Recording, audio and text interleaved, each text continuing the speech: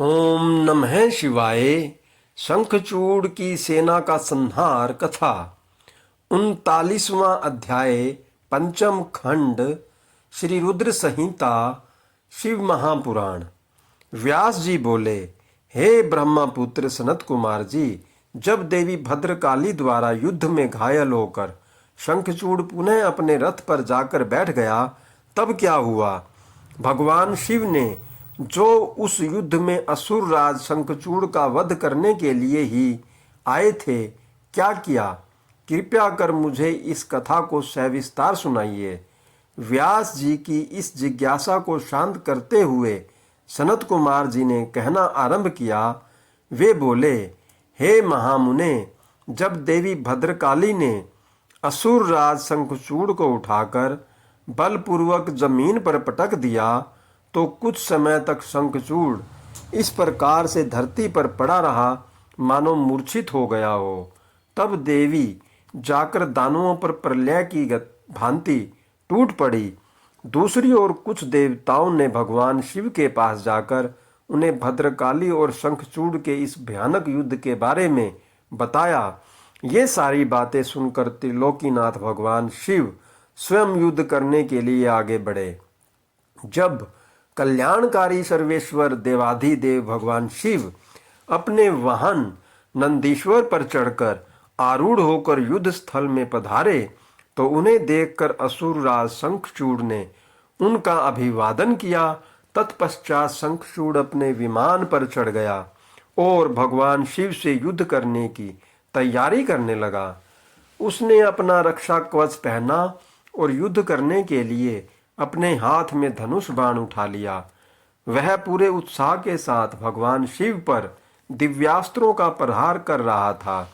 इस प्रकार त्रिलोकीनाथ भगवान शिव और असुरराज शंखचूड़ का भयानक युद्ध 100 वर्षों तक निरंतर चलता रहा। महावीर और पराक्रमी शंखचूड़ ने अनेक शक्तिशाली बाणों और असंख्य मायावी अस्त्र शस्त्रों का प्रयोग शिवजी पर किया, परंतु परमेश्वर शिव ने उन सब को पल भर में काट दिया। भगवान शिव ने क्रोधित होकर उस पर पुनः प्रहार किया। यह देखकर शंखचूड़ ने चतुराई से काम लेते हुए मन में सोचा कि यदि मैं भगवान शिव के वाहन को ही नुकसान पहुंचाऊं दूं, तो वे पल भर में ही जमीन पर आ गिरेंगे और इस प्रकार मैं उन पर झपट कर उन्हें अपने वश में कर लूंगा। यह विचार मन में आते ही शंखचूड़ ने शिवजी के वाहन नंदीश्वर के सिर पर तलवार से वार किया, परंतु देवाधिदेव ने क्षण मात्र में ही उस तलवार के 2 टुकड़े कर दिए। अपने प्रिय नंदीश्वर को युद्ध में निशाना बनता देखकर उनके सब्र का बांध टूट गया और उन्होंने अपने तेज बाणों से दैत्यराज की ढाल को भी काट दिया।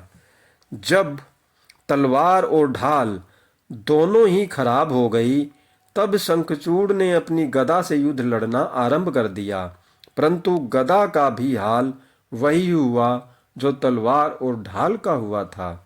तभी देवी भद्रकाली वहां पहुंचकर राक्षसों को मारने काटने लगी। देखते ही देखते उन्होंने अनेकों वीर दैत्यों का संहार कर दिया। कई का रक्त चूस लिया और बहुतों को अपने मुख में डालकर जिंदा ही निगल लिया। अपनी विशाल दैत्य सेना का इस प्रकार सर्वनाश होता देखकर शंखचूड़ को अत्यधिक पीड़ा हुई। उसका दर्द तब और भी बढ़ गया जब उसने अपने साहसी वीर राक्षसों को प्राण बचाने के लिए जहां तहां भागते हुए देखा। ओम नमः शिवाय। हर हर महादेव। जय शिव शंभू।